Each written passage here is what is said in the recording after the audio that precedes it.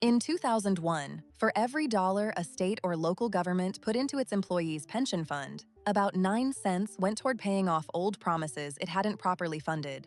Today, that number is closer to 70 cents. 7 out of every $10 flowing into these retirement systems aren't building anyone's future. They're servicing a debt that was never voted on, never debated in a campaign, and never appeared on a single ballot. And that debt is quietly rewriting what your government can afford to do for you right now. This is the story of how a math problem became a policy engine, one that's reshaping education budgets, police staffing, road maintenance, and tuition costs without a single elected official having to take the blame. Let's start with the basic architecture. A public pension is a promise. Work for the government for a certain number of years, and when you retire, you'll receive a guaranteed monthly payment for the rest of your life. The system that delivers on that promise has 3 funding sources: employee contributions, a percentage of every paycheck; employer contributions, taxpayer money routed through the government; and investment returns, what the pension fund earns in the market. If all 3 hit their targets, the system works. Benefits get paid, budgets stay balanced, everyone's happy. But here's where the design gets interesting. The entire funding model is built on an assumption about the future. Specifically, what the fund's investments will return over the next 20, 30, even 40 years. That assumed rate of return isn't just a guess, it's the load-bearing wall of the entire structure. If a pension fund assumes it will earn 7% annually, it calculates how much money it needs today to cover every dollar it'll owe tomorrow. A higher assumption means you need less money now. A lower one means you need more. And for decades, governments chose the higher number. Not because the math supported it, because the higher number let them contribute less today and push the real cost into the future. It's the financial equivalent of setting your character's difficulty to easy, not because you can't handle hard mode, but because easy mode lets you spend your resources on other things right now. The result is what actuaries call unfunded liabilities, the gap between what pension systems have promised and what they've actually set aside. Nationally, that gap sits at roughly $1.3 trillion as of the most recent comprehensive data. Some estimates, depending on what assumptions you use, push it closer to 1.5 or even 1.6 trillion.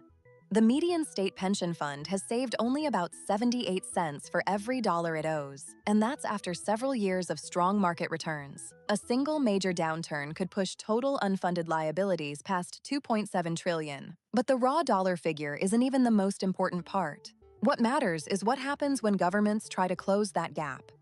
Think of a pension system like a resource management loop. You've got income flowing in, obligations flowing out, and a reserve pool in the middle. When the reserve pool falls short, you have exactly 3 options: increase income, reduce obligations, or drain resources from somewhere else. Increasing income means raising taxes or fees. Reducing obligations means cutting benefits, which for most public pensions is either legally prohibited or politically radioactive.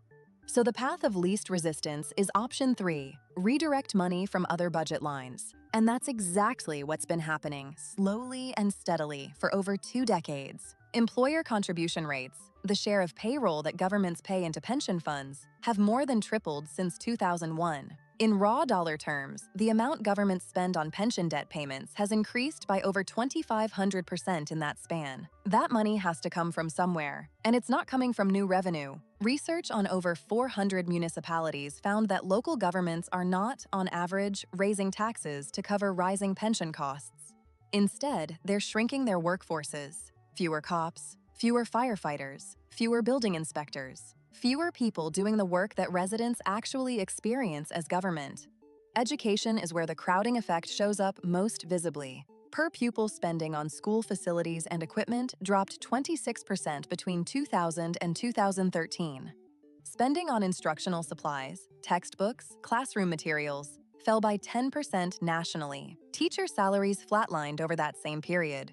And here's the part that should make you pause. The growth in pension debt per student during those years was more than 9 times larger than the increase in total education spending per student. The money was technically going to the education system, it just wasn't reaching classrooms. Higher education got hit even harder. State spending on public universities declined while spending on nearly every other budget category, hospitals, policing, public welfare, went up. pensions grew the fastest. The math created a quiet triage. When pension obligations swell, the budget items with the least political protection get cut first. And in most states, that means colleges, infrastructure, and long-horizon investments that don't generate immediate voter backlash. Now, here's where the system design gets genuinely fascinating. Most of these pension obligations are legally protected. In many states, pension benefits are shielded by constitutional provisions or treated as contractual obligations under state and federal law. That means once a benefit is promised, it's extraordinarily difficult to reduce it, even when the math behind the original promise turns out to be wrong. The promise becomes a fixed variable in a system where almost everything else is adjustable. So the adjustment happens everywhere else. Class sizes grow. Road repairs get deferred. University tuition climbs to offset declining state support. Public sector hiring freezes become the norm, and none of these consequences get attributed to their actual cause. Nobody campaigns on, "We're cutting library hours because of pension amortization schedules." The mechanism is invisible to the people it affects most. This is what makes pension math such a powerful case study in how systems actually shape policy. The decisions aren't being made in hearings or debates. They're being made inside actuarial models and amortization tables by the structural weight of promises made decades ago. A city council member voting on next year's budget isn't choosing to underfund schools. They're choosing between legal obligations they can't change and discretionary spending they can. The pension math already made the choice for them.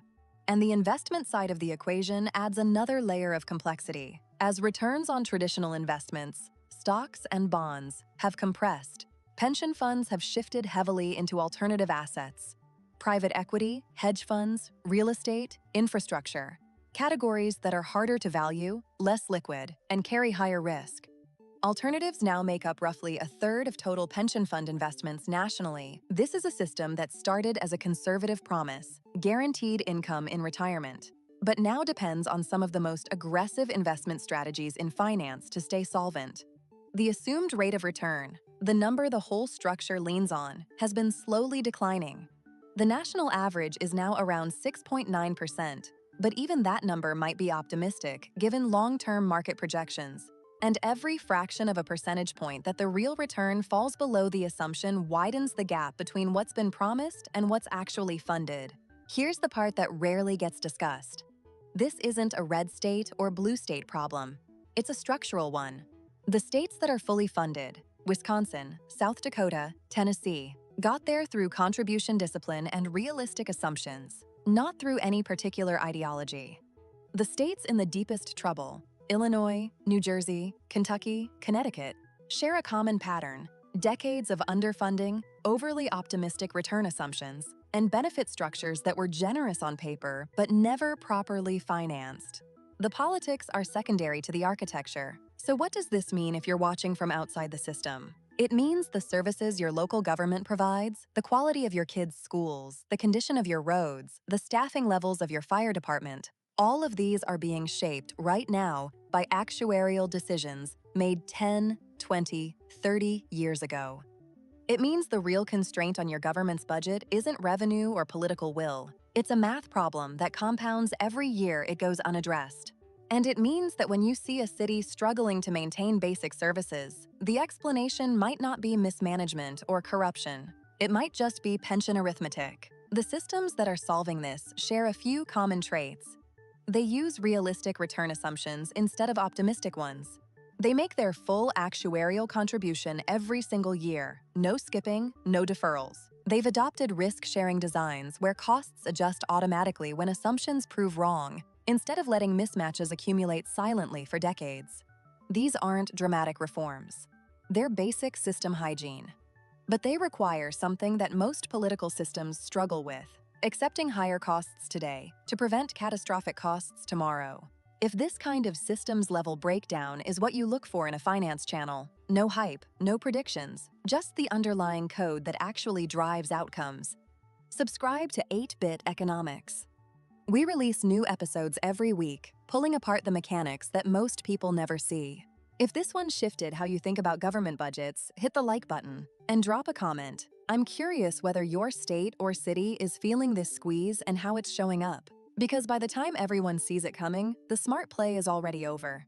The uncomfortable truth about pension math is that it reveals something most people would rather not confront.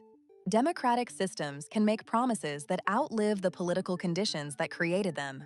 A benefit approved in 2002 still has to be paid in 2042, regardless of what the economy looks like, what the market returns, or what voters want their tax dollars spent on by then. The promise travels forward in time. The accountability doesn't. And in that gap between the promise and the funding, in that quiet, compounding space, policy gets made without anyone voting on it at all.